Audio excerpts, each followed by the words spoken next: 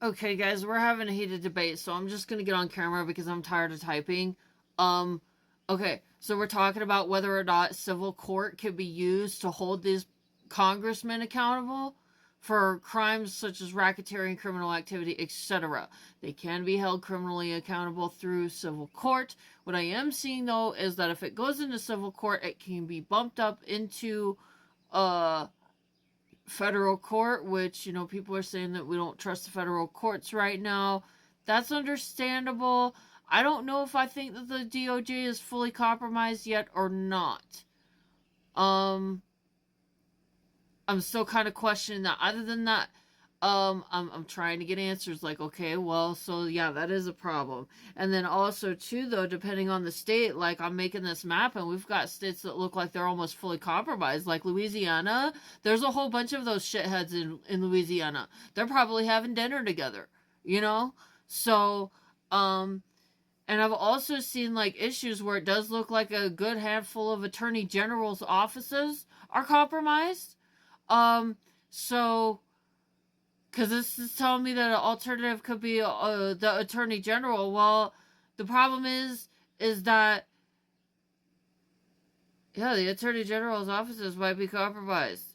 I just lost my train of thought. No, this really sucks. They need to be held criminally liable. They cannot just attack the country. This is not okay.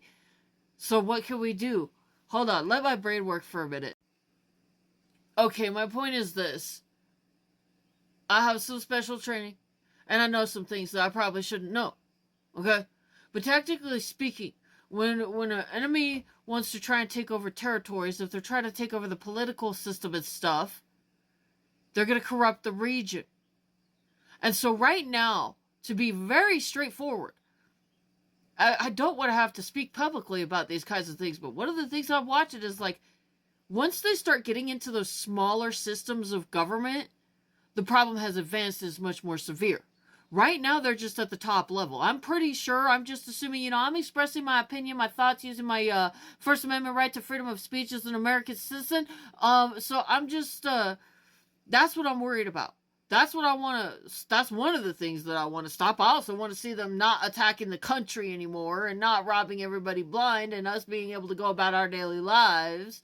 I mean, I still think that we are going to have some responsibility, but we need stability here. They are destabilizing the nation, which is making it prone to attack, the things that I'm looking at in regards to them dismantling our agencies and denying people justice, that can result in mass scale violence. People will resort to vigilante justice if they don't have access to justice, an eye for an eye. This is just what is talked about in the legal system. This is part of legal philosophy. And so, then if people are, and we're seeing it happen already. So this is just my opinion. This is my perspective. These are things that I'm worried about as an American citizen. I have every right to criticize my political system and talk about the things that I'm concerned about. And I will continue to use my freedom of speech until the day I die, because I will die an American citizen. But yeah. No, that's what I'm worried about. I don't want to see them start infiltrating smaller systems of government. It looks like there's several states that they still have not gotten their dirty hands on, and we need to prevent them from advancing, first of all. Second of all, how the hell do we get our legal system reinstated? I am worried, based on the status of the backlogs, the whole thing that I wrote the whole freaking book about, that is millions of Americans that are being denied justice. When this happens, they file a case in one of our federal agencies, and then they get a letter that tells them to file in civil court. Well, if they're going to shut down our federal agencies, then our civil courts are going to get backed up with cases, and that system is going to get clogged too. Then, again, creating a scenario where, technically speaking, theoretically speaking, it would make it so that the law is not being upheld, which creates a variety of risks. We can't trust our food. We can't trust, the people we buy stuff from. We can't trust our employers. Everybody's out to get everybody. And this is what happened in Soviet Russia. And it's happening here. So I'm going to be brief. I'm going to get off of it.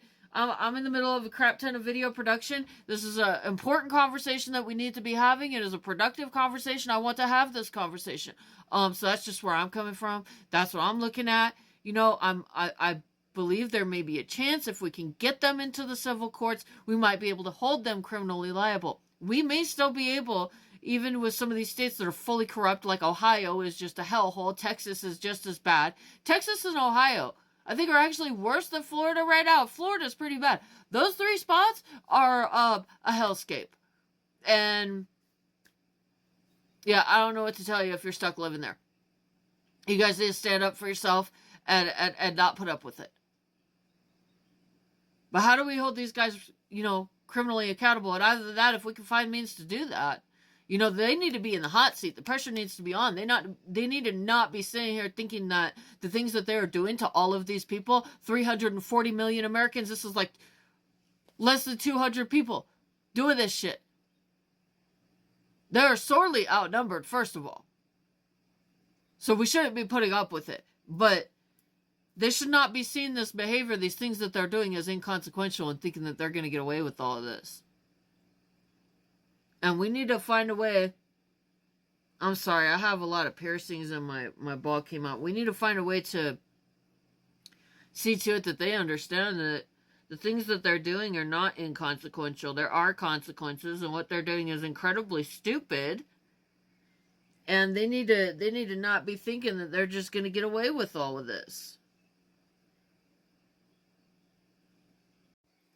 So that's where I'm coming from. That's my mindset. Other than that, I'm grinding hard at this 15 hours a day, and it is just so frustrating. I really wish I could have my life back, and I'm sure most people feel the same in some aspect. But it is now 12:46 a.m. and I'm going to go to bed. But I do think that this conversation needs to be continued. We need to be finding solutions. And I do think that by looking at these members of Congress, they're the ones that are causing the most problems right now. They're the ones doing the majority of this shit. Is Republicans in Congress. They're doing all this harm to people. So, yes, we need to keep track of what the president's doing and all that. But as far as fixing the problem, I'm kind of thinking our focus needs to be there. So, I'm going to go now.